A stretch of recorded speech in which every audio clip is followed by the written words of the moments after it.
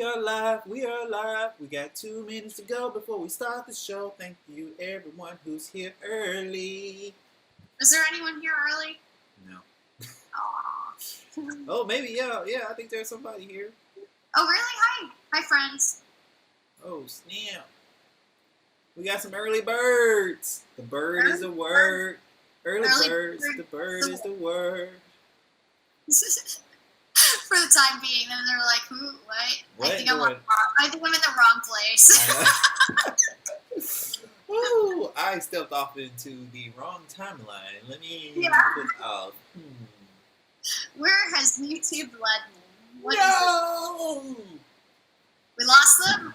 No! Let me see. Let me double check. Let me double back and look. We have 1 minute.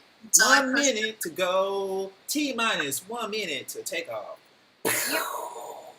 A whole 51 seconds on the dot. Just. You gotta shoot off like a rocket. T-minus 1 minute to go. And then you come down like Salt Bay. Oh, man. If we had a launch during one of our episodes, that would be nuts. Because you can feel it, you can hear it. Oh, yeah, we're not very far. Just for those of you who are tuning in now, I'm located just seconds away from Cape Canaveral Air Force Base, which is very close to like where they launch all the rockets, for SpaceX and whatnot. What else is out there? I know Blue Origin, but I don't think they've launched anything. Spaceships and everything. Spaceships, sure. Blue Origin, but there's another one. Shoot, I'm forgetting them. I'll remember it. I'll remember it in the middle of the show. Oh, let me post that link.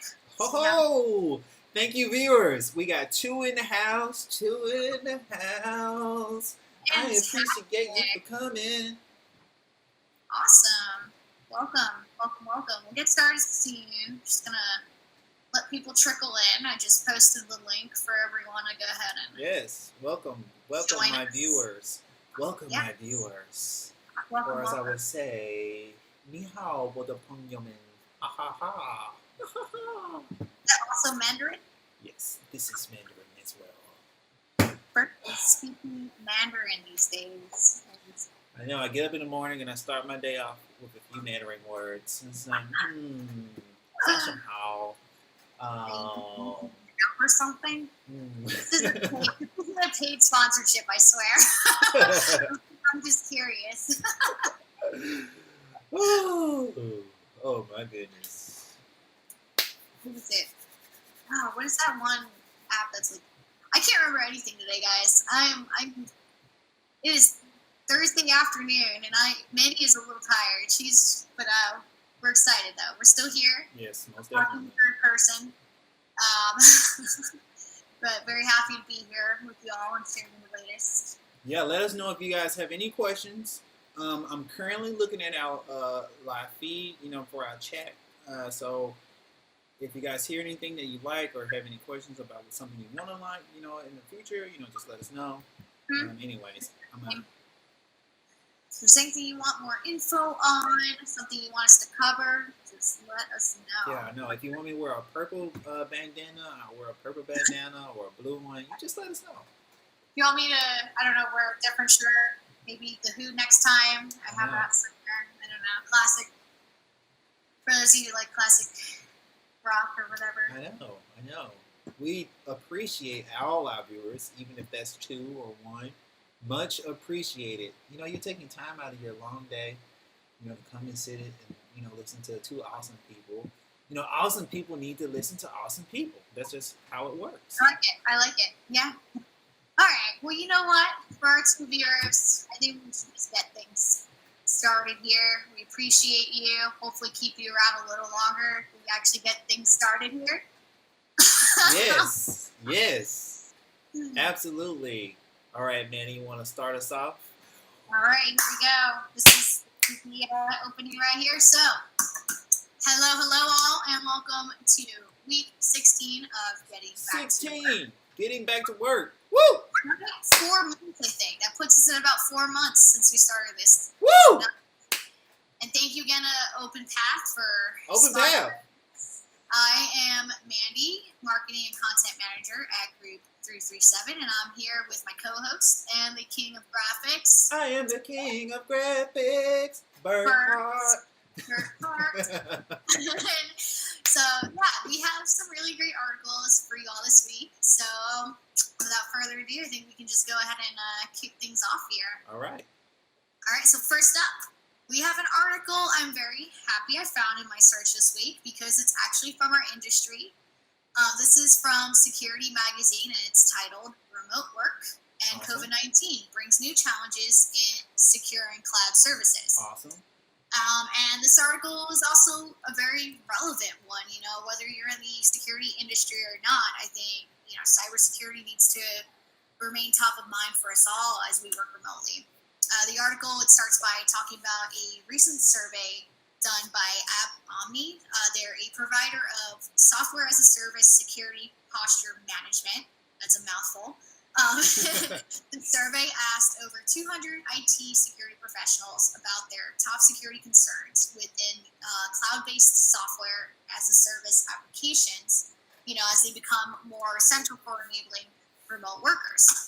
And of the more than 200 IT professionals polled, a whole 2/3, 66%, believe that their enterprise, you know, public software as a service applications above, you know, everything would cause the greatest disruption to their business should there be an outage. Yep. You know, as we're all remote now, COVID-19 has led enterprises to really begin to adopt more and more remote work technologies, and you know, many are now leveraging software as a service applications to enable that smoother transition from traditional methods of business operations to, you know, now remote ones. Yep. And you know, with an increase in adoption of these applications, the focus on managing, securing these applications now it's huge. It's critical. So to support this whole thing and just show how much harder security professionals or, you know, IT security professionals especially are working to manage this, a study found that more than 90% of those IT professionals surveyed have recently received additional security-related responsibilities.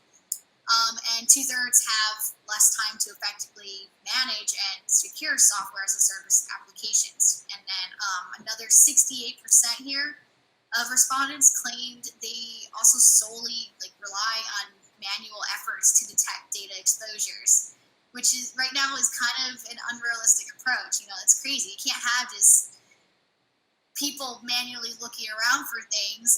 No. You know. So the CEO of App Omni, Brendan O'Connor, also stated that due to COVID-19, IT teams are struggling to keep up with massive changes to day-to-day operations, and the accelerated rate of cloud adoption associated with the, you know, this now remote and virtual workforce, which highlights the need for companies to work to better secure their current as a service applications. You know, and given that 90% of the respondents at Omni surveyed noted that their uses of software as a service applications have increased in adoption since the beginning of the pandemic. So it's nuts, guys.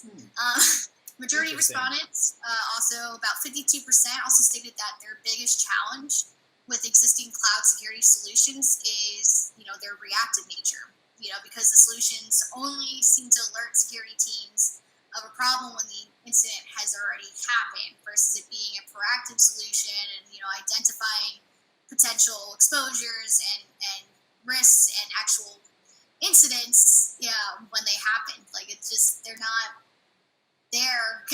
These software, unfortunately, just has that reactive nature. But some additional key findings for us all to note as well is that 93% of IT respondents have received more responsibilities due to COVID-19. 66% have experienced reduced time to spend on management and security of these applications due to the shift to remote work. Yep. You know, they're spread a lot more thin now. And then 68% rely on manual efforts to detect data exposures. That's a lot, relying on manual efforts and the, you know, alerts. Wow. Hold up, 68%? Yeah, to tell them after the fact that things have happened versus a more proactive approach to it all. But yeah, so like I would say it's a very insightful article from Security Magazine, and I think that it'd be good for you all to check it out if you can, since this is really important stuff for us all, especially now that we're remote. And maybe it'll light a fire on under some of our butts here and get us trying to keep our data more secure while we work remotely. Like it's not we're at a time where our data security is also dependent on us. You know, we're not at work where it's now where you have that protection at that enterprise level. So it's just very important to keep that in mind. Yeah, you're not at the office. You don't have the firewalls that come with being in this environment. You don't have, your boss looking over your shoulder if you have one of those bosses. It's definitely new times, to say the least. Or those phishing tests I click the button. Oh. Training. I wonder if people are still getting training right now, like regular 6 months to a year training on everything, on like cybersecurity protocols. Like I wonder if that's still in place for a lot of places. But yeah, just food for thought. Wow. Yeah. Well, I guess it is my turn to bring the second article. Thank you, my friend. All right, so our second article is coming to us from Forbes, and it is titled, "Why Aren't More Companies Making Remote Work Permanent?" Hint, it's not just about productivity. This article is written by Andrew Belov. I hope I said your name right. Apologies if I didn't. Due to the pandemic being several months in most of the corporate world is announcing that workers can work from home permanently. Woo! Permanently! Oh, great. You already know what side I lean on. You may have heard of some of these companies like Facebook, Twitter, and Slack, but also non-tech companies like Nationwide. Nationwide is on your side. I hope I got the right one. Other companies are taking, the short-term approach by placing workers on a sort of standby with the hopes of reopening next spring to summer. Andrew presents the question: why aren't more companies making remote work permanent? Why? That is the question. One of the biggest reasons most assume is productivity, but Andrew points out other barriers that's preventing permanent remote work. The first point that Andrew makes is, can you guess it? Type in the comments if you can guess what that first point is. Can you? No? Okay, well, the first point is culture and social aspects of work. We cannot, I repeat, we cannot replace the true spontaneity of connections, of a physical workplace. I'm sure we have all at this time have experienced, Zoom lunches, virtual happy hours, water cooler chat rooms. We cannot replace the physical aspects of being in location. It's something that that we're just kind of wired to do. To be able to see someone and build those relationships. There's nothing like the smell of your coworker warming up their leftover fish dinner in a microwave and having your work husband or your work wife to talk about it in real time.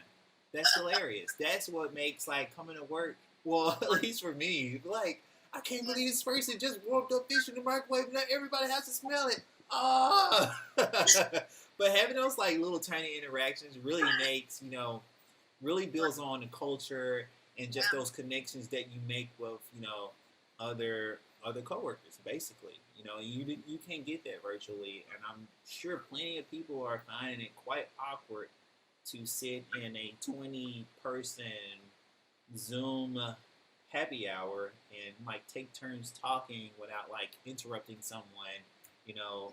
But you know, these are some things that are helping us as we move along. So, For sure. for the next point, or how, or if you speak Mandarin, that is number 2. Not everyone wants to work remote. Can you believe it? Not everyone wants to work remote, and that's okay. In a recent Gallup poll, the majority, about 60%, of employees said they hope to continue working remotely once the pandemic is over. While it is a majority, it still leaves 40% of people, 40%, that's a lot of people, who would like to resume office work. There are many reasons. Oh man, I can think of a bajillion. Many reasons why someone would prefer not to work remotely. Some may not have the space to set up a at-home office. Some people may have lots of kids who drive them completely bananas. Some people might, you know, live by themselves and love the social aspects of coming in office. You know, again, you know, having friends and stuff to mingle with, and not, you know, not always being by yourself all the time. You know, some people might live with someone they can only handle being around from the hours of 5 p.m. to bedtime. Who knows? There are so many reasons here. So many reasons. And a few of those coworkers. Oh, God. You're like, why aren't you going home? Okay. Oh, okay. That's right. Oh, man. Number one threats. Number 3. It's not all downside. You know, going in office, well, working remote, there's not all bad to it. You know, there is a potential for improved work-life balance and the ability to spend more time with your families. There are also, you know, now that I think about it, there's also like many environmental improvements with there being less travel, you know, less cars on the road. You know, you hear about, you know, how the pandemic, you know, kind of, you know, is helping some places that has been like having a lot of environmental challenges. You know, the author states then, you know, he states, whatever the future holds for remote work, one thing is certain. The technology that enables it is bound to continue to improve and unlock new opportunities for productivity and social collaboration. But it is important that business leaders look beyond productivity when making decisions to make their companies fully remote. And that, my friend, is the bottom line. Bottom line. Oh, man. No, I feel that, though. I do feel that. I think my article, to follow up with this one, it kind of goes perfectly with this. Okay. It's from the Wall Street Journal, and it's called What People Really Love and Hate About Remote Work. So it's got a perfect. All right. This is by Catherine Dill, and personally, I feel like this one will hit home for a lot of us. We now approach about 7 months of working from home. Wow. You know, it's been a year of challenges, opportunity, sure, and getting really comfortable with virtual calls and stuff like that. It's a love-hate relationship. Yeah, I think a lot of us, though, are getting. I'm looking forward to that future work week that I think a lot of us are thinking about here. The one where we're in the office 2-3 days a week. You know, we have that flexibility of being at home, but most definitely. Days. But yeah, so some of us have found unprecedented flexibility. On the other hand, you know, being able to finally fit in workouts and lunch breaks where we couldn't before, or you know, maybe to new places that we always wanted to live in. And some have struggled to balance, you know, those demands of virtual schooling and parenting with those back-to-back video conferences. And you know, even those of us who are happy to keep working remotely miss catching up with our coworkers, like we mentioned. And even those coworkers that take it upon themselves to cook leftover fish in the microwave, like even them. we still miss those interactions for sure. But yeah, so without any further delay here, here's how remote work has changed some of our lives for better or for worse. So to start, relationship. to start, Marianne Ghost, I hope I pronounced that correctly, an executive speech consultant from Houston, says that what she misses the most is touch, shaking a hand of people that she knows really well, giving business hugs, or just seeing someone if she goes to a networking event. She adds that nothing sparks creativity like somebody coming up with a good idea in a meeting, and that Zoom can do that, but there are still limitations to Zoom. I think, Bert, you mentioned that as well. Yep. There's nothing quite like an actual in-person meeting.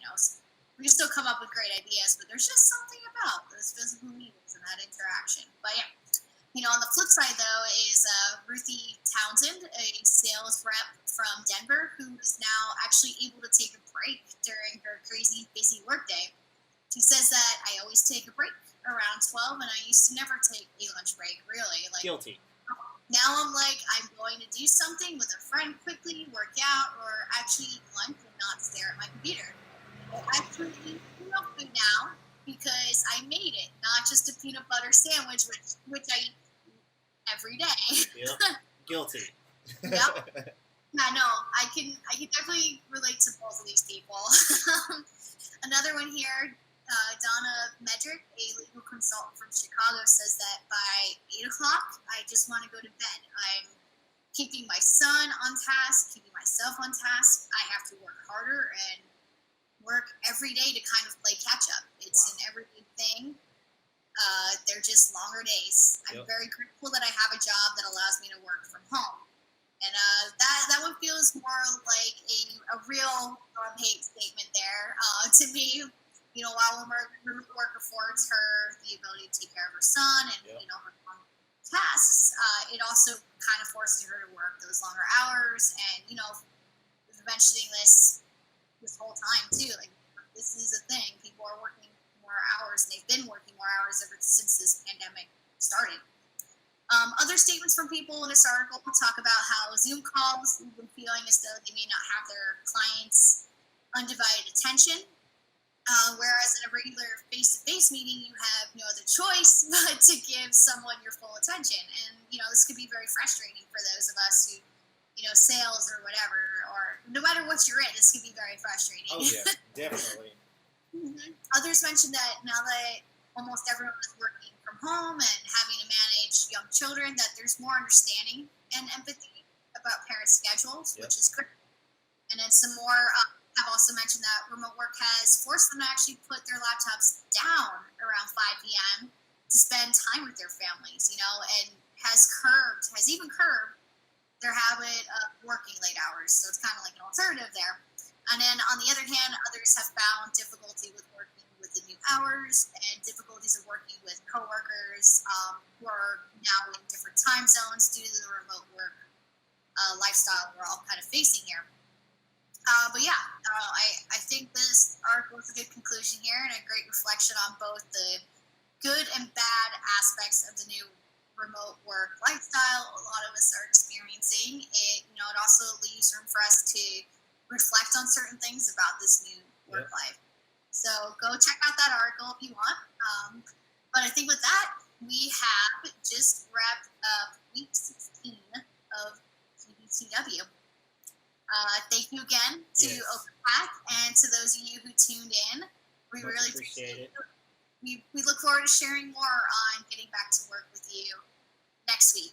Hope you all have a great weekend, and don't you dare forget to subscribe to that newsletter. All right. Subscribe. Thanks, have a great one, guys. Peace.